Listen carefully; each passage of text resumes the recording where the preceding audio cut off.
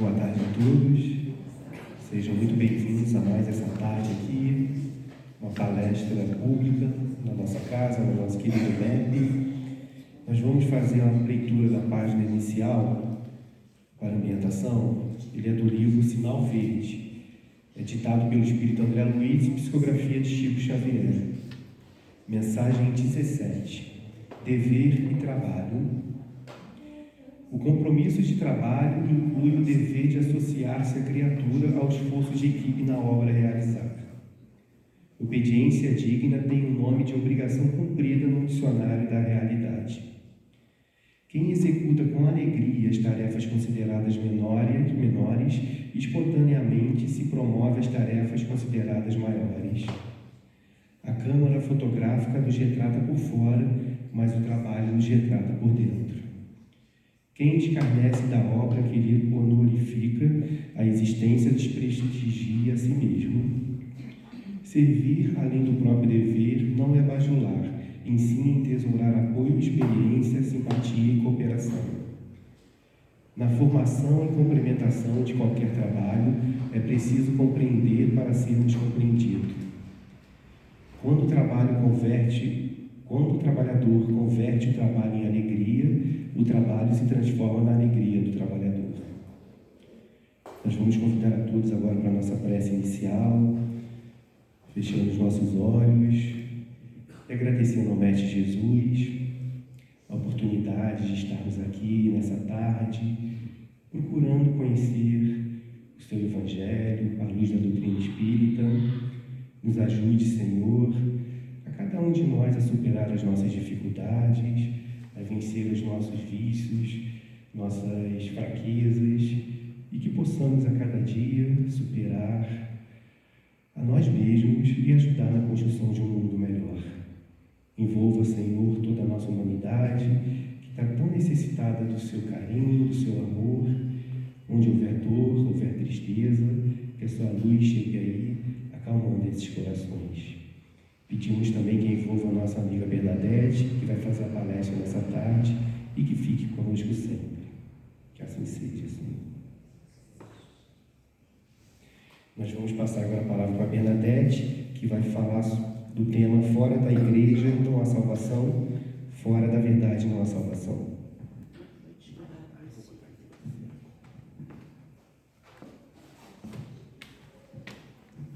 Oi, gente, boa tarde. Boa tarde. Frio, né? Mas aqui está sempre quentinho. O coração da casa é quente. Deixa eu ver onde colocar ali. Vamos lá.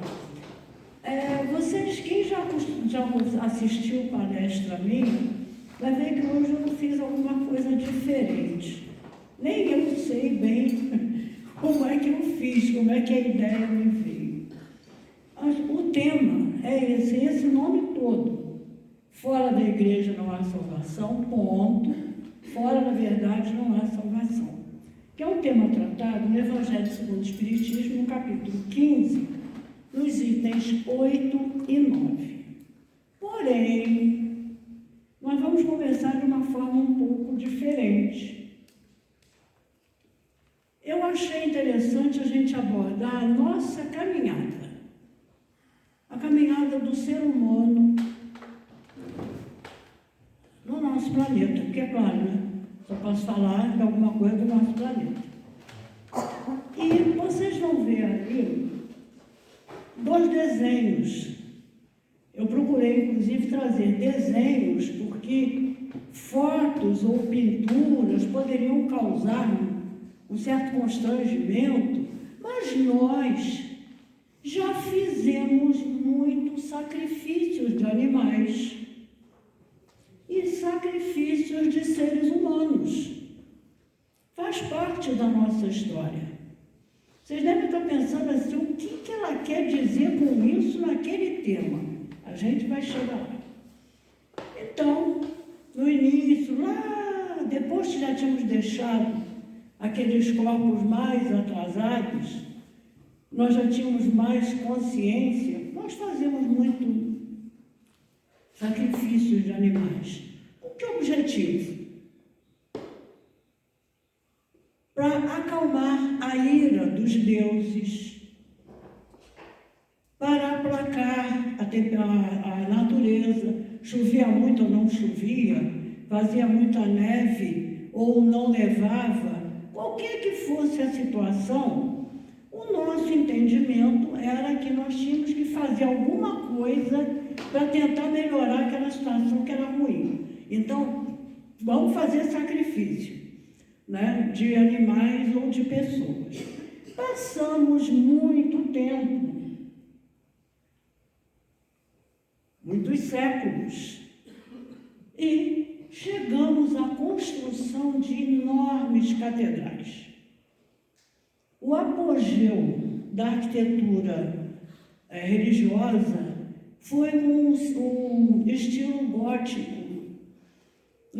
Começou no século XII, na França, e se difundiu pela Europa. De novo, vocês devem estar pensando, como é que essa mulher vai juntar sacrifício humano com igreja gótica com o tema de lá?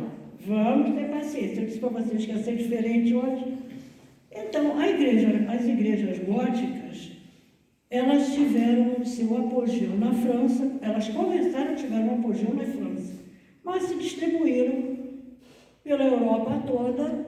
Aqui em Petrópolis, a nossa catedral é um estilo neogótico, que é um estilo muito mais recente, né? Mas, ao mesmo tempo, tentando lembrar as igrejas góticas. Qual era a grande característica das igrejas góticas?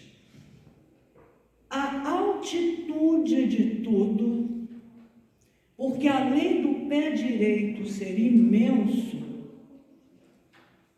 ela tinha torres, pináculos, tudo levando para o alto.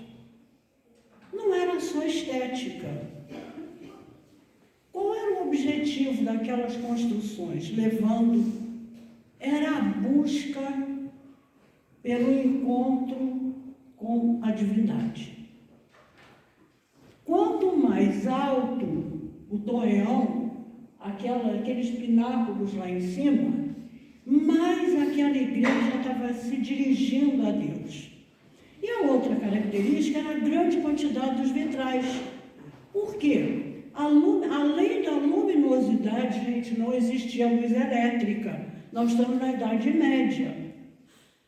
Então, era necessário que houvesse um aproveitamento. O intelectual daquela época já estava bem mais avançado. Então, a ideia de haver um aproveitamento da luz natural. E também um ambiente com uma luminosidade imensa, retratando o quê? O contato com a espiritualidade. Essa daí, se vocês tentarem se imaginar nesta porta, nós não chegaremos nem à metade dessa primeira porta. Só para vocês terem ideia do tamanho que é. Eu procurei imagem que não tivesse distorcida, mas para elas serem mostradas na sua, vamos dizer, no todo, as imagens ficam distorcidas. A não ser que você pegasse uma foto e pegasse só de frente, aí você corta, ou corta o lado, ou corta em cima. Será que vocês estão conseguindo perceber aonde eu estou querendo chegar? A gente está tentando falar de um processo evolutivo nosso, né? Alguns já podemos até ter vivido lá, estamos reencarnados, outros já passaram de fase, mas da humanidade terrena, muitos já estivemos lá, e passando por esse processo da busca do encontro com a espiritualidade. Lá na pré-história, ou nos primeiros povos já da história, a parte dos rituais. Aí fomos abrindo mão. A gente hoje em dia é muito imediatista. Uma semana, um mês, 10 anos, 50 anos, nossa Senhora, horas. Só que naquela época, 50 anos passava assim. Não passava assim, não. Passava lento. Por quê? Porque as mudanças são demoradas. Antes, nós construíamos altares de pedra para fazer o sacrifício. Do altar de pedra até isso aí, olha como a gente teve que andar intelectualmente. Agora, e o contato com a espiritualidade? Como é que ficou? Lá era pedir, né, lá na época dos sacrifícios, era pedir, era tentar barganhar, né? Diminui a chuva, o Deus da chuva aí que a gente vai matar um bezerro. Era barganha. Quando chegou nessa época? A barganha continuava? Claro que continuava, continua até hoje. Né? A barganha continuava. Então, a nossa evolução intelectual está sendo mais rápida hoje em dia, mas a nossa evolução espiritual, como a danada, é demorada. Por quê? Porque temos dificuldades para compreender que, com a espiritualidade, não precisamos de uma catedral. Elas são belíssimas, não estou criticando, não. Eu, particularmente, sou apaixonada pela Idade Média, eu sou maluca. Mas a gente tem que compreender que a gente não precisa disso para entrar em contato com a espiritualidade. Se fosse assim, quem nunca entrou? Quanto maior a catedral gótica, todo mundo ia ter que ir um dia para a França para poder ter um contato. Os maiores estão lá. Então, a nossa dificuldade em nos aproximarmos da espiritualidade pelo caminho certo é que é o difícil da gente perceber, não é? Então, por enquanto, ainda estamos nesse contato exterior. É o ritual, é a igreja belíssima, é isso, e a gente continua nesse padrão. Então, vamos ver o que a doutrina espírita vai dizer para nós. Daqui a pouco a gente vai chegar no tema. Hoje vai demorar um pouquinho. O que a doutrina espírita começa a explicar a gente? Que quando a gente para pensar, assim, meu Deus do céu, a gente vê tanta diferença, tanto isso, tanto aquilo. Será que aqueles homens, aquelas mulheres que faziam aqueles rituais, será que eles foram criados para matar o bicho, para matar outra pessoa? E hoje em dia, como ainda é, em alguns lugares ainda é tão banal a vida do outro. Por uma fechada de carro na rua, eu me acho no direito de andar armada e dou um tiro no cara que me deu uma fechada. Isso acontece. Como é que se lida com isso? Kardec teve essa mesma curiosidade. Será que Deus cria uns melhores do que os outros? Se assim fosse, eu particularmente faria um requerimento reclamando. Por que eu não fui criada melhorzinha, né? Eu acho que cada um deveria pensar isso, mas eu não posso pensar pelos outros, eu pensaria por mim. Por quê? E, no entanto, o que eles responderam? Que Deus criou todos simples e ignorantes, quer dizer, sem conhecimento, sem saber, tem o saber, não é sem saber que criou.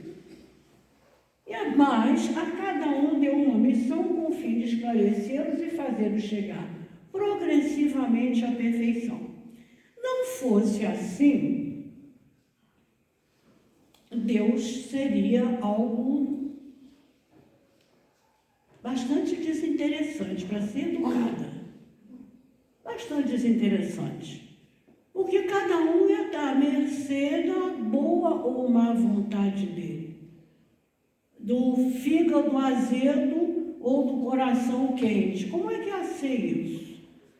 Então, quando a espiritualidade responde a Kardec dessa forma, já explica que o ponto de partida foi igual para todo mundo. Então, aquele que hoje em dia, no século XXI, XXI ainda pega uma arma e mata alguém no trânsito, não foi criado mal. Ele também foi criado para chegar à perfeição. Comecem a juntar os pedacinhos para formar o nosso mosaico, ou a nossa colcha de retalhos. Um pedacinho está aí, outro pedacinho foi a questão do progresso, da evolução através do progresso. Outra pergunta: onde está escrita a lei de Deus na consciência? Alô? Uma das perguntas com a resposta mais curta, a outra delas é quem é o modelo, foi Jesus, a resposta foi só essa. Eles dizem na consciência. Então, se todos foram criados simples, sem conhecimento, mas com a lei de Deus na consciência, fica mais fácil a gente entender por que todos têm que chegar à perfeição. Porque todos têm, embora não usem, embora não compreendam, embora não tenham interesse em aceitar, mas todos têm. Então, mais um pedacinho para a nossa colcha de detalhes. Nós já temos lá a evolução, a criação de todos iguais, a lei de Deus na consciência de todos.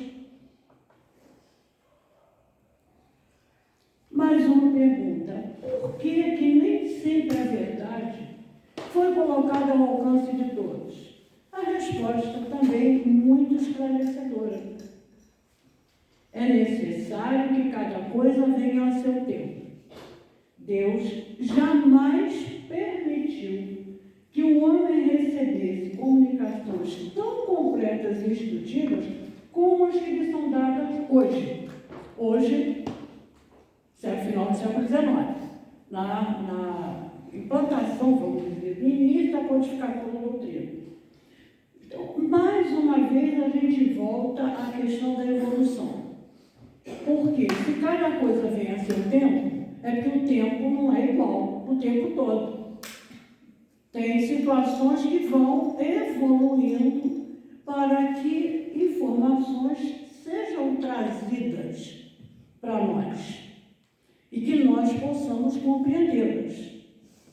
Alguns já começando a perceber aquela lei na consciência, já aceitam as verdades um pouco mais rápido.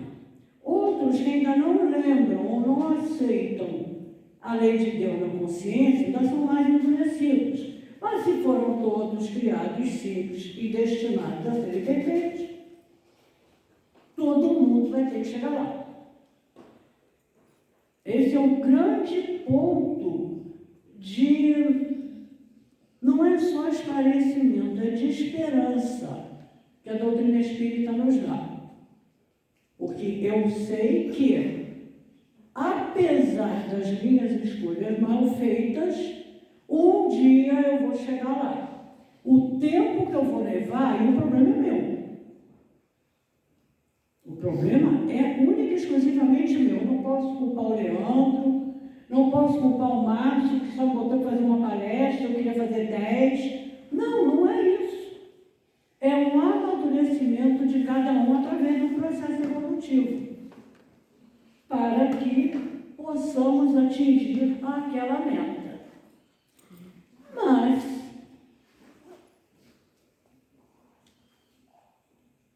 no entanto, entretanto, o que vem a ser a verdade? O que vem a ser a justiça? O que vem a ser a moral? O que vem a ser o erro? O que vem a ser o acerto? São conceitos muito abstratos que nós trabalhamos à medida dos nossos interesses. O que é verdade para mim pode não ser para Isaura. O que é errado para o Leandro pode não ser errado para mim.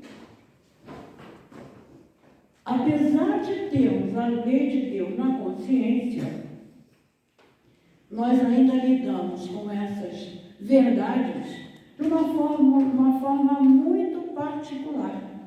Ainda não conseguimos lidar com isso como deveria ser. E isso é o que traz grandes dificuldades para nós. Porque, na realidade, a verdade, ela é única. A verdade é algo que está dentro da lei de Deus. Então, eu não posso ter uma interpretação da verdade diferente da de vocês. Mas, quando interesses econômicos, políticos, sociais permeiam um assunto, cada um começa a ter uma ideia de uma verdade. Por exemplo, lá para trás na antiguidade, como é que as pessoas, os cientistas da época, imaginavam que era o universo? Imaginavam que a Terra era o centro do universo, não é? Não era uma verdade para eles? Por quê? Porque dentro do que eles podiam observar, aquilo era verdadeiro. E ai de quem dissesse que não era. Hoje em dia, todo mundo sabe que a Terra não é centro de nada, que ela está numa galáxia minúscula, que existe muito mais orbes maiores, mais importantes do que o nosso, mas lá naquela época aquilo era uma verdade. Então, a questão da verdade, quando envolve as coisas da matéria, ainda é muito flexível, de acordo com os nossos interesses. Século XIX, século XVIII, se alguém me fazia uma afronta, lembrando que, de repente, a pessoa não me fez uma afronta, mas eu me senti afrontada. Como é que eu resolvi? Não, no duelo. A gente vai fazer duelo hoje em dia? Mas naquela época era uma verdade, porque aquele que se sentiu ofendido, ele tinha que defender a sua honra no duelo, mesmo que ele morresse. Ele não se importava se tinha família, se tinha filhos, se ele ia deixar descendente, como ia deixar. A vaidade era tão grande que aquele negócio não levava o desaforo para casa. A escravidão, até alguns anos atrás, não era uma verdade aceita pela sociedade? Era. Alguém parou para pensar que os escravos tinham suas famílias e que a gente estava fazendo alguma coisa que não estava de acordo com a lei de Deus? Que nada. Era um interesse. Então, a nossa evolução, ela anda devagar justamente por isso. Porque nós temos dificuldade de abrir mão daquilo que nós consideramos verdade para buscar a lei de Deus. E aí, Kardec vai trabalhar 2 itens, agora a gente chegou no tema. Vai trabalhar 2 itens muito importantes. Um, fora da igreja não há salvação. O outro, fora da verdade não há salvação. E ele vai mostrar como esses 2 conceitos não estão, eu não vou dizer nem errados, que não estão corretos, mas não mostram a realidade. Quando a gente, isso está no Evangelho segundo o Espiritismo, capítulo 15, tem 8, para lá. Eu peguei um recorte só. Esse dogma, que é fora da igreja não há salvação, baseia-se não na fé fundamental em Deus e na imortalidade da alma, mas numa fé especial em dogmas particulares. Por quê? Porque cada igreja, por igreja entenda-se religião, cada uma ia entender que era aquela que ele participava e que ia levar a salvação. Então, em vez de unir, a desunião ia ser maior. O evangélico ia achar que a dele era melhor. O anglicano, a dele era melhor. O católico, a dele era melhor. O ateu ia achar que era melhor não ter religião nenhuma. Porque já que as religiões não se entendiam. Então, fora da igreja não há salvação, ia levar exatamente a essa dissolução de uma ideia justamente do oposto. Jesus disse que, 2 pontos, somos filhos do mesmo Pai, ponto.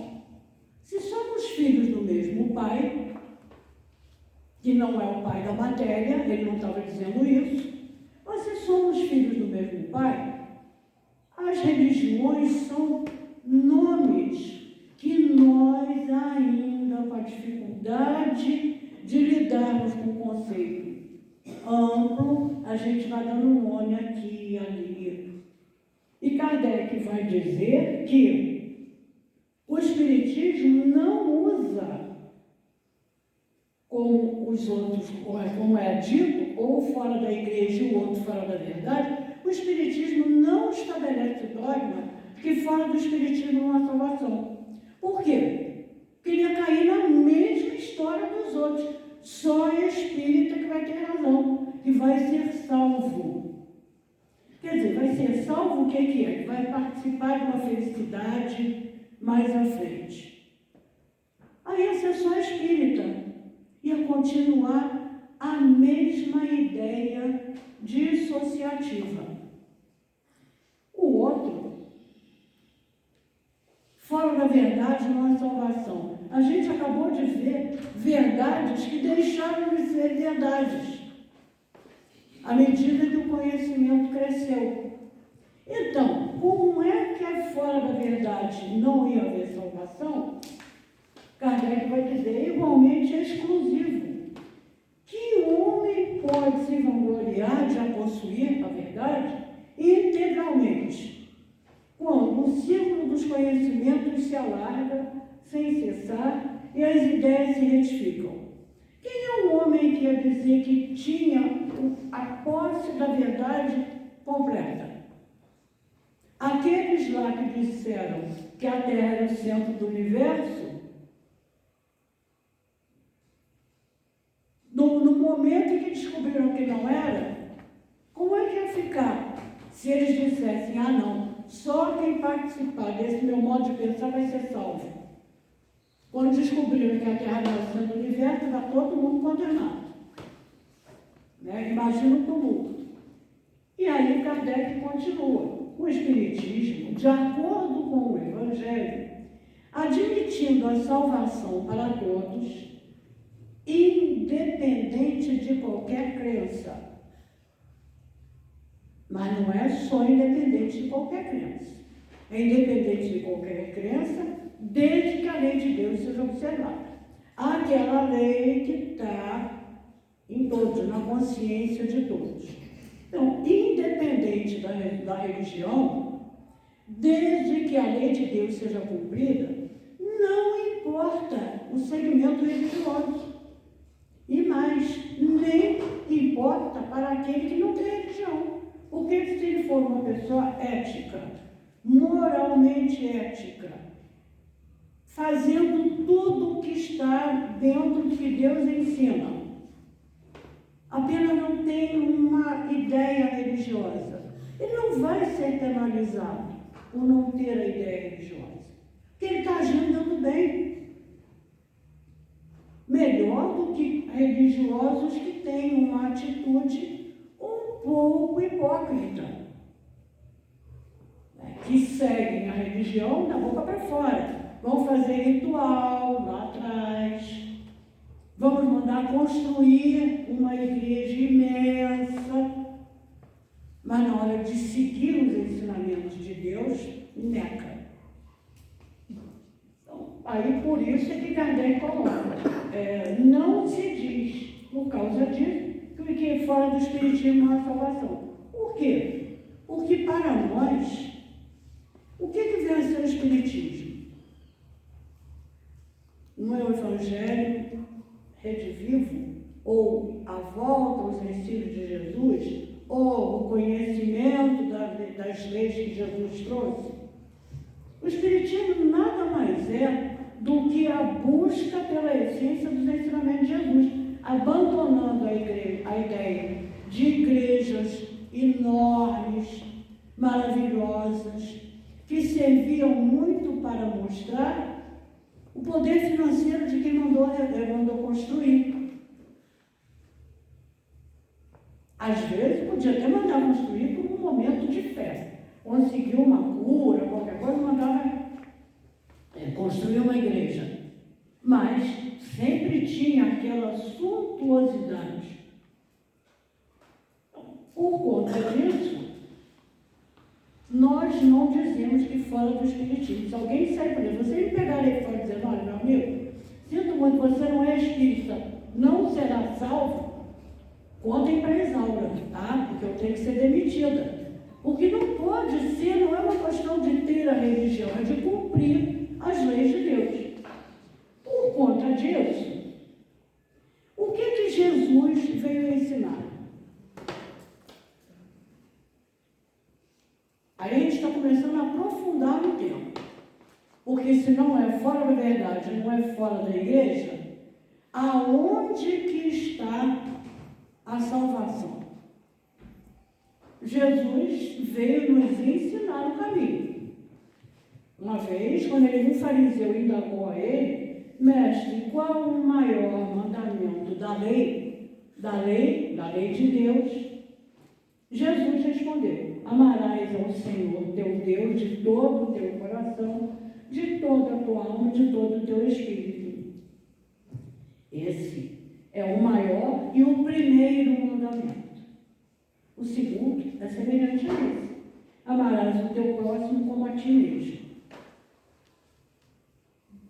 Precisa mandar construir uma catedral para dizer que eu reconheço que eu amo a Deus?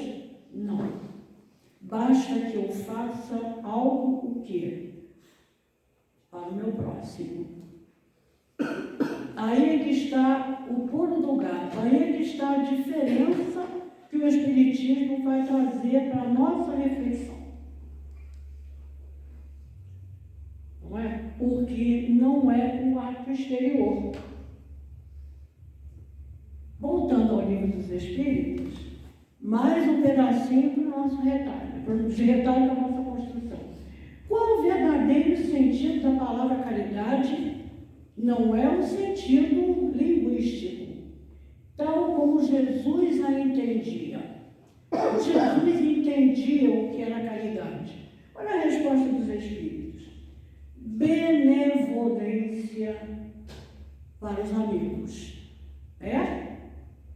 Não é para os amigos não, gente, é para todos.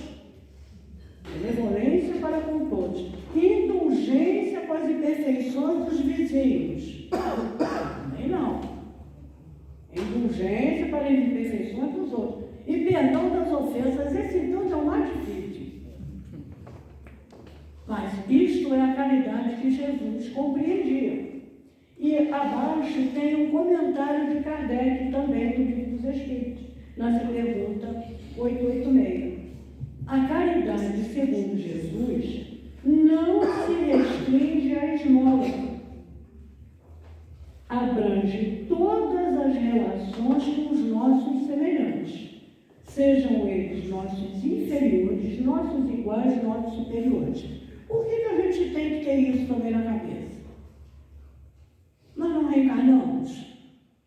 Quem é meu superior hoje, na próxima, eu posso ser superior dele, mas pode acontecer o contrário. Eu posso ser superior dele agora, na próxima eu viro como inferior. Então não é uma questão de aonde eu vou voltar, nem como eu vou voltar. É o que eu vou fazer na situação em que eu estou. É essa percepção, essa compreensão que a gente precisa ter. O que eu faço com o tamanho do problema que está vinculado a mim? O problema pode ser eu estar no alto da pirâmide social e ter problemas de angústia, de depressão, disso, daquilo, e ter uma vida extremamente infeliz. E às vezes eu estou na parte de baixo da pirâmide e tenho uma vida tranquila. Então não é o lugar onde a gente está. É aquela informação que está na nossa consciência que vai permitir que sejamos mais ou menos felizes na situação em que nos encontramos. porque ainda estamos no processo de caminhada. A nossa caminhada não acabou. Nós não atingimos aquela perfeição que Deus estabeleceu para nós. Que é uma perfeição o quê? Vocês já pararam para pensar? Um dia nós seremos espíritos crísticos, agindo como trabalhadores do Senhor na construção de mundos. Esse é o nosso destino. Quem acha que a gente vai atingir a perfeição, segundo a doutrina espírita, para ficar tocando harpa no céu, não é. Cada vez a gente vai trabalhar mais. Mas a gente vai trabalhar num prazer tão grande, com um amor tão grande, como Jesus fez com a gente, sabendo tudo o que ele ia passar. Em momento algum ele foi ríspido, em momento algum ele disse: não vou falar com você não, porque hoje eu estou apressado, hoje eu preciso dormir. Não, ele não fez nada disso. Este é o nível de perfeição que nós teremos que alcançar. Então é claro que a caminhada vai demorar, mas já avançamos muito. Não fazemos mais sacrifícios humanos nem sacrifícios de animais. Já evoluímos. Seguindo, aí nós temos, não é fora da igreja, não é fora da verdade, que não há salvação, é fora da caridade. Independente de religião, fora da caridade, não atingiremos aquele ponto. Não faremos uma caminhada mais suave, porque são os nossos tropeços que fazem com que a nossa caminhada ainda seja dura, ainda seja dolorida. A responsabilidade é nossa, individualmente e coletivamente.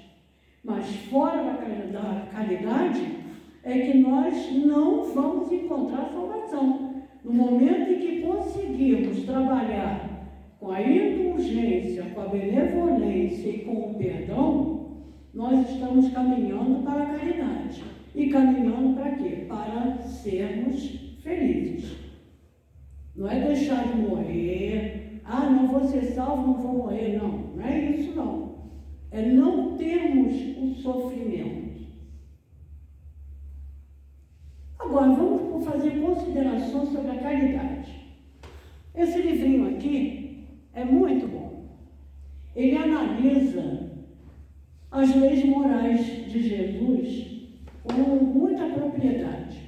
Então, o Rodolfo vai fazer uma análise da questão da caridade do ponto de vista geral. O que é para todo mundo, em geral, a caridade? Caridade e esmola são a mesma coisa. Eu pratico a caridade quando eu dou uma esmola. Isso é o padrão geral. No ponto de vista espírita, aí ele vai dizer que existe esmola sem caridade, esmola com caridade e caridade sem esmola. Aí a gente vai passar rápido nelas. A esmola sem caridade é aquela que você faz para aparecer, para ficar bem na fita. Você não tem a menor intenção em ajudar o outro. Pelo contrário, você quer botar no Facebook que você ajudou. Vai para o Instagram, sei lá o quê. Olha só o que eu fiz. Você não tem o menor interesse naquele que você está ajudando. A esmola com a caridade, aí ele traz 7 níveis no livro. E eu vou ler muito rápido para vocês. Ele traz uma escada de 7 níveis de como a esmola, quer dizer, o auxílio material que é dado com caridade, como é que ele funciona. E a caridade sem esmola, que não há a doação, vamos dizer, de nada material. Mas como é que eu vou fazer caridade sem dar alguma coisa? Temos tanta coisa para dar sem ser material, coisa. Preces para os outros, preces pelo universo, preces por aqueles que nesse momento estão passando por um problema terrível. Mas eu não sei quem é, não importa, faça prece. Ela vai chegar. Que a espiritualidade envolve as nossas vibrações e elas vão ser destinadas aonde há necessidade delas. Não é fazer, porque senão, mesmo sem ser a parte material, a gente vai cair no primeiro ponto. Não, eu vou fazer um momento de prece, gente, mas eu quero ser filmado. Não é isso também não. Na esmola com caridade, ele trata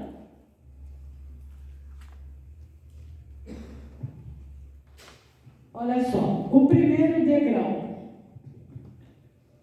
Situam-se os óvulos concedidos de boa vontade, quando solicitados, esperando os doadores as provas de gratidão. Então, você dá alguma coisa, em primeiro lugar, não é espontâneo, quando você pediu. Em segundo lugar, você quer receber o agradecimento. Por isso que ele coloca no nível mais baixo. O segundo degrau são esmolas da mesma espécie, quer dizer, quando solicitadas e dadas de boa vontade, mas que não contém a gratidão imediata. Quer dizer, quem deu não está esperando de imediata a gratidão, mas espera. Mas por isso que ela está um pouquinho acima do anterior. O terceiro são as espontâneas, aí já não é mais quando pedem, porém, na justa medida dos recursos de que dispõe.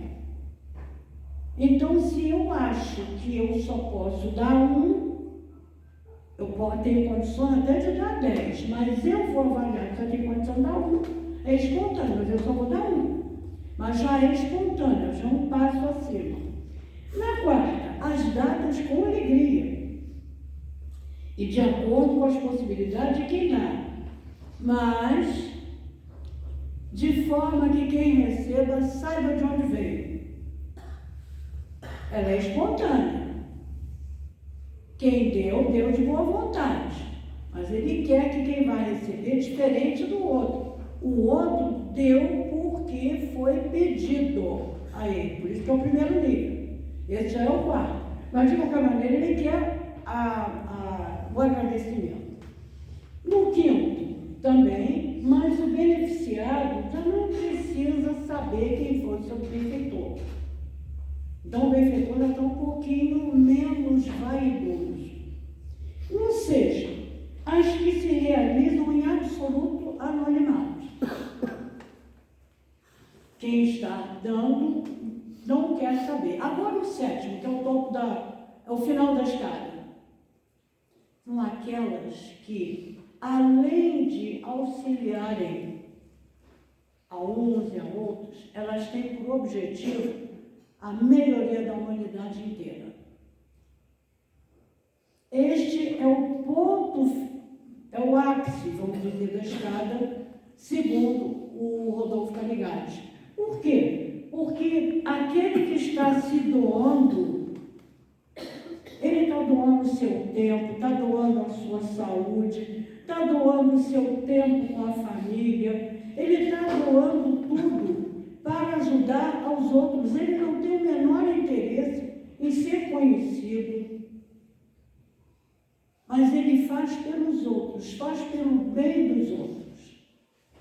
Nós podemos dizer que Kardec estaria nesse último degrau da escada do Rodolfo Caligari? O cara dedicou, depois que ele descobriu a doutrina espírita, o restante da vida dele é divulgar a doutrina. Independente de se tinha dinheiro, botou o dinheiro dele para ajudar a Associação Espírita Parisiense. Foi mal falado, porque diziam que ele estava querendo ganhar dinheiro com o espiritismo. Não parou em momento algum. Querendo ajudar uma meia dúzia de entorno na cidade dele, ou Paris, ou Lyon, não. Foi para divulgar o espiritismo. Esse é o exemplo que Caligares dá como último degrau. Quando a gente deixa de fazer do modo pequeno e faz por um modo amplo para todos. Aqui eu trouxe três, que eu estou de olho na hora, mas eu trouxe trechinhos falando sobre a caridade para sustentar que não é fora da igreja que não há salvação, que não é fora da verdade que não há salvação, e sim que é fora da caridade não há salvação, para sustentar o que espíritos que participaram da codificação deram como informações. Então, olha lá, a irmã Rosária, em Paris, em 1860, ela diz que desejo que compreendais bem o que seja a caridade moral. A caridade moral não envolve a parte financeira, que todos podem praticar, que nada custa do ponto de vista material, que, no entanto, reclamações com a irmã Rosária. Manda e-mail para ela. Olha lá, é mais difícil de praticar. Se não é mexer no bolso, é doar algo de bom para os outros, por que é tão difícil?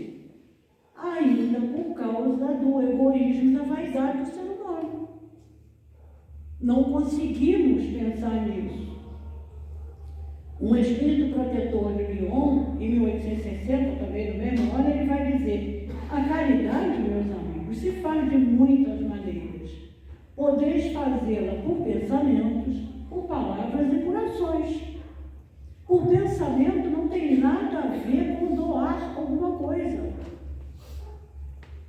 Alguém que está doente, mas eu não conheço ninguém doente, ótimo, faça a prece por quem está internado, na China que seja, mas faça, você pode fazer, não precisa fazer só para quem você conhece. A gente tem que alargar os nossos horizontes com relação à caridade. Caridade, o Adolfo, bispo de Argel, deu essa comunicação em Bordeaux. Caridade, palavra sublime que resume todas as virtudes. Tu és tu que has de conduzir os povos à felicidade, que há de conduzir os povos à salvação. É a caridade, porque ele vai dizer que é a mais sublime das virtudes. São Vicente de Paulo, a caridade é a virtude fundamental que há de sustentar todo o edifício das virtudes terrestres. Sem ela não existem as outras. A caridade é na terra, que ele falou? Não. Em todos os mundos. A caridade no universo inteiro é a eterna âncora da salvação. É a mais pura emanação do próprio Criador. No universo. Então, as nossas vibrações precisam sair do nosso chão. Nós temos que sair daqui. Temos que começar a pensar no outro. Vibrar pelo outro. Por quem não me conheça e nunca vai saber que eu fiz isso para ele. Mas eu estou doando o que eu posso doar, que não é o bolso, o dinheiro. São vibrações. Quantas pessoas, às vezes, são tocadas por um pensamento, quando nós fazemos uma prece, pessoas que estão vivendo situações de profundo desespero. E a gente diz assim: Senhor, ampara. E aquela pessoa, ela nem sabe de onde, ela recebe uma gota de esperança para lidar com aquele problema que ela não estava sabendo de onde. Vindo de uma prece que não é uma catedral gótica, às vezes dentro de um quarto na nossa casa, nós podemos fazer. E a última, também o Espírito Protetor, Meus caros amigos, todos os dias ouço algum de vós dizer: sou pobre, não posso fazer caridade. E todos os dias vejo que faltais com a indulgência com os vossos semelhantes. Quer dizer, eu não tenho nada de material para dar, mas não é o material, é a indulgência, a benevolência e o perdão que Jesus ensinou, é o que ele entende por caridade, não é a caridade material. Então, para a nossa reflexão final, é desse livro, Justiça Divina, esse livro aqui do Chico, Psicografia do Chico, texto de Emmanuel, são só mensagens baseadas numa análise do livro Céu e Inferno, de Kardec. Por isso o nome Justiça Divina. Como é esse mecanismo da justiça? E Emmanuel vai dizer o seguinte: divides alimento com teus irmãos submetreiros. Ele não está dizendo para não fazer a caridade material. Divide com eles. Quando possível, porém, oferece-lhes, sem qualquer exibição de virtude, o pão do conhecimento espiritual. A criatura está no desespero. Você espera assim: eu vou te dar 100 reais para você almoçar, não quer 100 reais para almoçar. Talvez ela até tenha mais que você, mas ela quer um abraço. Ela quer você está com problema? Você quer conversar? Está precisando de alguma coisa? Aí ela, né, Fabiana? Ela desaba. Por quê? Ela quer o conhecimento do pão espiritual. E você vai dizer para ela: mas é isso mesmo. Deus está castigando todo mundo aqui. Todo mundo é sofredor, merece isso. Ainda empurra mais no buraco. Não é isso que Emmanuel está dizendo. Ele quer que a gente, e sem exibição de virtude, que ele te dê um abraço, diz assim: vamos lá, vamos conversar, vamos aliviar a sua cabeça. Às vezes não precisa nem falar que é religião, mas você vai dar um apoio. E ele continua: todo bem, qualquer que ele seja, é bênção creditada a favor de quem o pratica. Sim. Contudo, todo bem praticado com sacrifício tem merecimento maior. Por quê? Às vezes você está atrasada para ir para um lugar e alguém liga para você e diz assim: precisamos conversar com alguém. Você vai dizer: olha, liga outra hora que eu tenho que ir para o trabalho. Será que era isso que aquela pessoa queria ouvir? Não é que você tenha que faltar ao trabalho, mas você dá um jeitinho, diz assim: olha, eu estou indo para o trabalho, encontra comigo. Nós precisamos ser mais caridosos com os outros. Por quê? Por tudo que foi dito aqui, é a caridade que vai levar-nos a sermos felizes. Como Jesus fez conosco.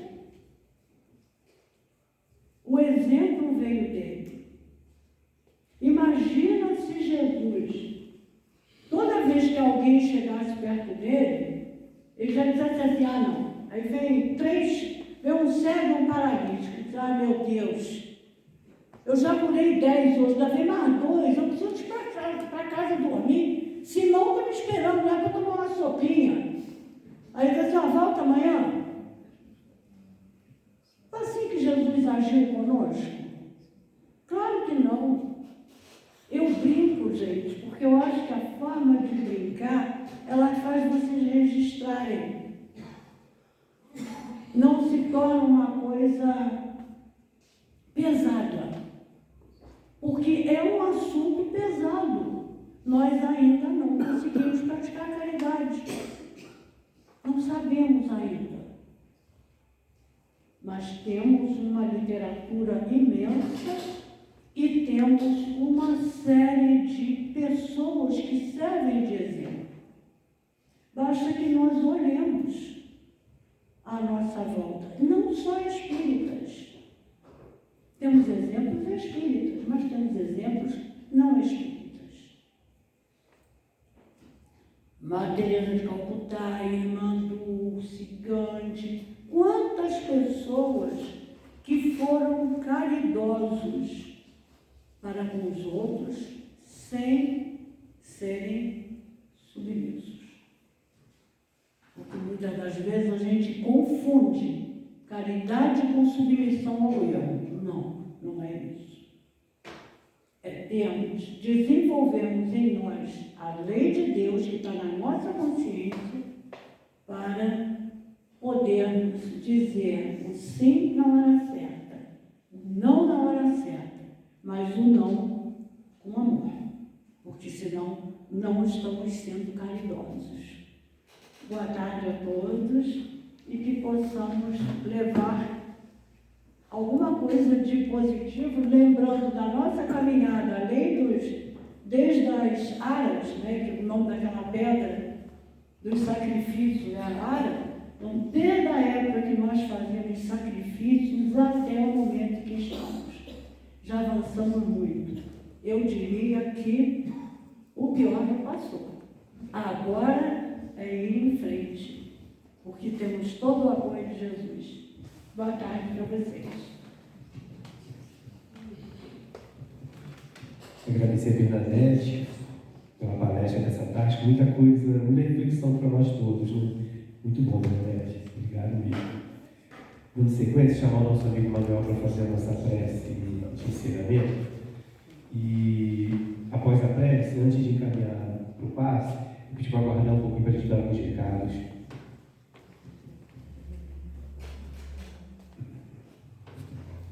Boa tarde, irmãos e irmãs.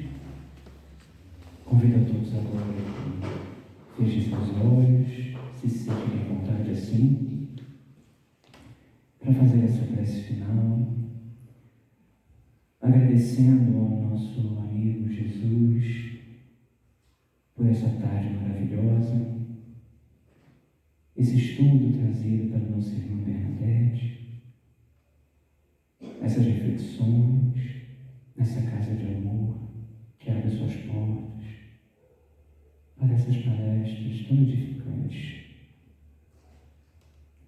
Que essas reflexões possam tocar o nosso coração, porque sabemos que somos ainda muito incapazes de fazer essa caridade. Ainda estamos engatinhando, mas se nós pudermos, na rua mesmo,